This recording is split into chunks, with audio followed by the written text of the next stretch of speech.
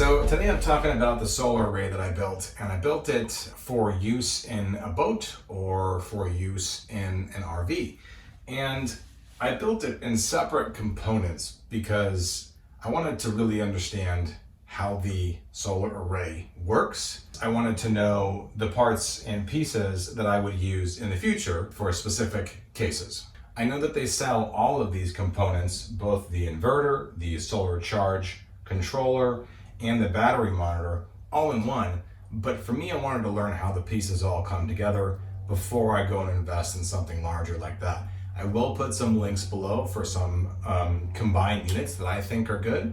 And I will also put the links for all the products that are here below as well. Okay, so right now we are on the top floor of my townhome. I'm in this very little laundry room space, but I was able to build this unit in a pretty compact manner, so that way I can run my solar cables through the vent in the wall, which are on top of the roof. I've got two 100-watt solar panels, monocrystalline. They're up on the roof, and they do a fine job of charging. And it powers my nice patio for me to sit up here and have cocktails with friends and not have to spend any money on power here in beautiful Los Angeles. Here I've got the Renogy 200 amp sealed lead acid 12 volt battery. It is extremely heavy. It's 120 pounds. The place I live in right now is 3 stories, and it was a real pain in the ass, really, to drag this thing all the way up the stairs. I really wouldn't buy a sealed lead acid battery unless you're trying to save money, because it was pretty cheap in comparison to some of the much better lithium iron phosphate batteries that are on the market. And I do have a video where I opened up one of those, and you can watch that. But the sealed lead acid battery I chose because it was a cheap entrance into the market, because it was my first solar array. I wouldn't necessarily recommend it just because it's so heavy. This is the PowerTech On Pure Sine inverter. And I chose this one because it gave me enough power, 2,000 watts of continuous power, surge at 4,000. I didn't necessarily know what I was going to be using this inverter for. And it gave me a nice sort of middle of the road inverter that I think is designed well. It's got a heat sink on the outside. It's got 3 different AC ports on top, on the side. You can turn it on, you can turn it off. It came with a lot of positive reviews. And it actually came with these cables here as well, so that was nice. And I do use that all the time for the rooftop lights that I have. This is the EPVR, or EPEVR, I don't know how to say it, EPEVR 40 amp solar charge controller. I love this thing. I think it's built really well. It's got a heat sink on the outside. It made no sense to me why any of the other solar charge manufacturers have the heat sink on the back, along the back side of the board, where I didn't think that the heat could dissipate.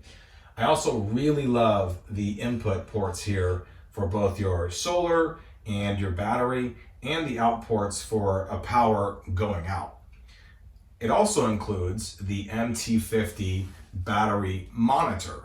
And so it shows you how much power is coming in from your solar array, how your battery is right now, as well as how much power is being used. Now, I didn't set up this entire array to use the actual power that's coming out of the solar charge controller. So I don't actually get to see how much power is being consumed here. But if I wanted to come back and reset it, I could run outlets out of that. Instead, what I did was run all of my power through and off of the battery, which then connects to these different fuse systems that I have in order to protect all of the other components. I went ahead and put in a breaker switch here. This is a 50 amp terminal circuit breaker, and I chose 50 amps, so this is a 40 amp solar charge controller. So if there was a surge, this would break before it ever even got to the solar charge controller. Like I said, I was building this potentially to go on a boat or an RV, and I wanted to understand how you can use the 12 volt systems that would run maybe some GPS systems, a variety of different components within your boat or within your RV.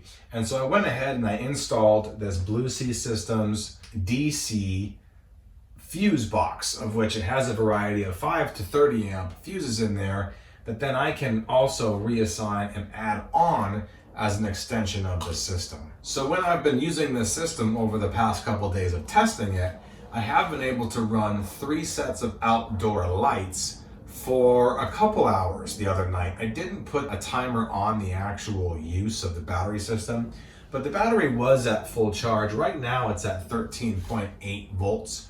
It ran for a couple of hours for non-LED regular light bulb outdoor lights, and that was fine. With only 2 100-watt monocrystalline solar panels outside, this battery was able to recharge within 2 days. So right now you can see that the panels are only 50% covered by sun, and it's still charging at 19.6 volts, 0.2 amps, but the battery is totally full at 13.8.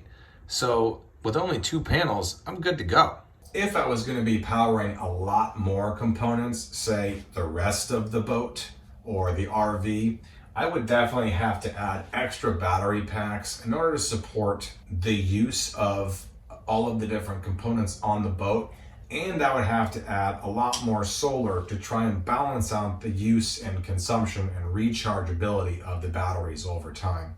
But for the test here, I wanted to build a battery bank and a solar array that I could test and learn the actual capacity before I built a system that would fit an approximately 40-foot sailboat or similar for an RV system, or maybe even like a bug out vehicle or a living off the grid in like a cabin somewhere. And this does a really great job of handling that. I wouldn't want to go less than 200 amps on my battery because that gave me plenty of time to just really get using it without it seeming like it was going to run out too fast. So let's talk about the actual components and how this all comes together.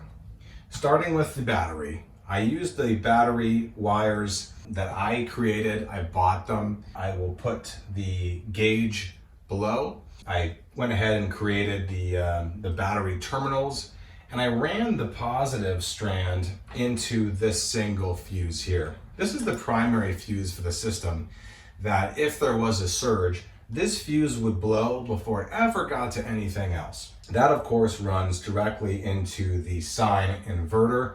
I didn't want too many connections going between the battery and the inverter, so I chose to do a direct link to the inverter, so that way there was limited loss potential. I then ran the power through the fuse into the breaker, so that way I can have the breaker trip if it ever was a surge before it ever got to the solar charge controller or the 12-volt system. I then ran the positive line to the 12-volt system, which then of course has a number of fuses that can run to a variety of different 12-volt components, which are double or once again protected by the fuses in there. So if there was a system error or a surge, the system would be protected through those fuses as well. Lastly, I did connect the positive line to the solar charge controller, so that's way it really has the brains final and last in the system of potential power surges, because more often than not, I'd probably swap out the battery, or the battery's gonna go bad first, or the fuses are gonna trip before I ever get to the solar charge controller. And the controller is really the brains of the operation. It's not something that I want to lose. It's one of the more expensive components of all of the array that's there. Now, tracing the negative line, I actually attached the battery temperature gauge right along the negative line here, and I ran it up into a Blue Sea Systems bus bar.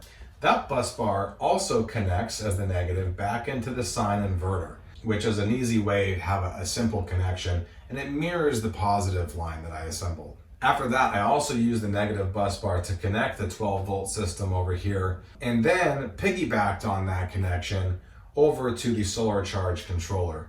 There's really not too much you have to do as far as your negative line to protect the system, because all of your power is coming from your positive line. That's an easier solution to run all of these cables together to make things work. One of the things you had to do is find a ground for the solar charge controller, and I went ahead and I attached that ground wire to the bus bar in the 12-volt distributor here. It's an easy way to kind of save on some other bus bar systems. I guess I could have attached it also to this bus bar, but it made sense because the screws were a lot smaller over here. The MT50 connects into the solar charge controller, and they give you all these wires here. I know that potentially what you do is you would maybe put the MT50 closer to some monitoring systems inside of your RV or your boat, or maybe on the inside of your cabin. So they give you a long wire here, but I just kept them spooled so that way I didn't have to cut it or adjust it or retrim the wires. The sine wave inverter also has the ground wire that I just went ahead and screwed in here to the board. That way it didn't flop around. It was pretty long here too. And then I just went ahead and screwed it into this 12-volt bus bar just because it has a small screw as well. And of course, you have your battery temperature gauge right here, which in an attempt to try and solve all this spool of wires, I bolted in here on a couple different sections, and then that runs down here and I just zip tied it to the negative line. I went ahead and put shrink wrap on all of the different components here to protect them. I didn't do that here with the battery yet because I wasn't sure how long I wanted it to be.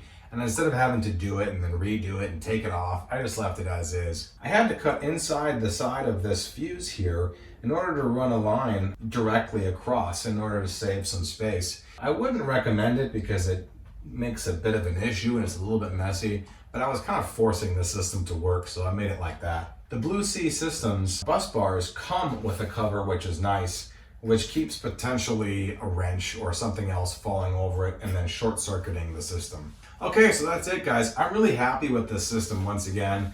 This was my first go. Like I said, you can have the systems all combined into one easy box. And that's fine for somebody who wants to just get going. For me, I wanted to build something of my own, and I'm really glad that I did. And I'm going to put all the components here below in the links. That way you can look at them if you want, and you can check out the different components to look at for maybe your system when you're making something at home. Let me know if you have any questions below, and thanks a lot for watching.